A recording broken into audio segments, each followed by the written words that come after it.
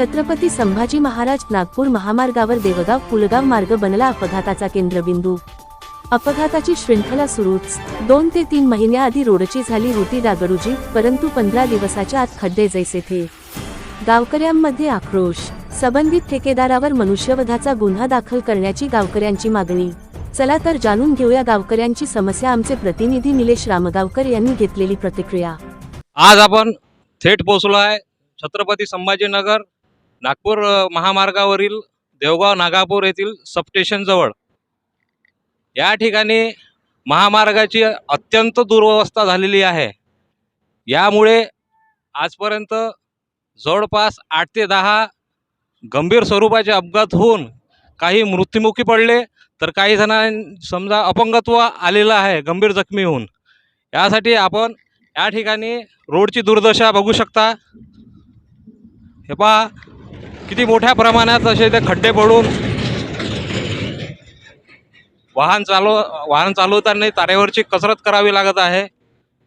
अशातच या ठिकाणी नागापूर व देवगाव येथील ग्रामस्थ या ठिकाणी जमलेले आहे। त्यांच्यातही फार मोठा रोष हा त्यांच्याकडून व्यक्त केला जात आहे। आपण त्यांच्याशी थोडी बातचीत करूया। मी प्रमोद चौधरी, नागापूर ह्या रोडवरील एक दिवसाआड काही ना काही वाहनांचा अपघात होत राहतो आणि ह्या 2 महिन्याच्या काळामध्ये ह्या रोडचं डागडुगीचं काम झालेलं होतं आणि ते झाल्यानंतरही निकृष्ट दर्जाचं काम केल्यामुळे त्या ठेकेदारावर मनुष्यवधाचा गुन्हा दाखल करण्यात यावा अशी सर्व ग्रामस्थांची इच्छा आहे। कारण ते काम केल्यानंतरही आज त्याच्यापेक्षा बेकार अवस्था त्या रोडची झालेली आहे आणि शासनाचं त्यावर कोणत्याही प्रकारचं लक्ष नाही आणि तालुकानिहाय कमिटीचं सुद्धा याच्यावर लक्ष नाही आहे। जातीने याच्यावर लक्ष देण्यात यावं आणि ह्या परिसरातील बऱ्याचशा घटना आतापर्यंत मृत्युमुखीच घडलेल्या आहे, काही अपंगत्व आलेलं आहे।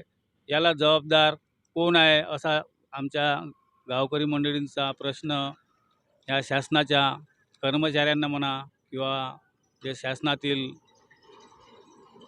जे जनतेतून निवडून गेलेले काही प्रतिनिधी आहे की त्यांनी जरी आवाज उठवायला पाहिजे, पण ते का चूप बसलेले आहे असं या ग्रामस्थ लोकांचं म्हणणं आहे।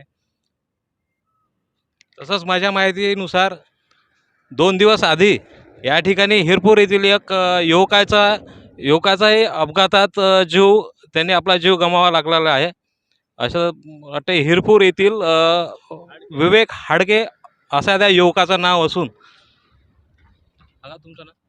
मी प्रशांत गाडेकर, मी नागापूर येथीलच रहिवासी आहे आणि मी इथे उपकेंद्रात सुरक्षा रक्षक म्हणून आहे। मी कर्तव्यावर असताना माझ्यासमोर संध्याकाळी यवतमाळ येथील 3 मुलेच बाईक सवार होते ते आणि ते कडल्याखाली आले आणि 3घे गतप्राण झाले। असे तर बरेचसे अपघात याच्या खाली या रोडवर या खड्ड्यामुळे होतात आणि बरेचसे अपघात असे आहे की कसे 2 व्हीलरमधून काही बाया पडतात त्या खड्ड्यामुळे, काही आम्ही उचलून त्यांना दवाखान्यात रेफर करतो आणि त्यांना हे करतो। पण असे काही भयानक ॲक्सिडेंट झालेले आहे। आत्ता शुक्रवारला झालेला अपघात तर एवढा भयानक होता की तो अक्षरशः जाग्यावरच स्पॉटवरच खतम झाला आणि त्याच्या अगोदर कमीत कमी 15-20 म्हणजे 2 महिन्याच्या अगोदर 3 जण ऑन दी स्पॉट गेले। तरी या रोडचं लक्ष घालून सरकारने याच्यावर लवकरात लवकर काहीतरी कारवाई करावी अशी मी त्यांना हात जोडून नम्र विनंती करतो आणि समोर होणारी जीवित हानी कृपया करून टाळावी हे याच्यावर लक्ष देऊन। धन्यवाद। गावाकडची बातमीसाठी मी निलेश रामगावकर,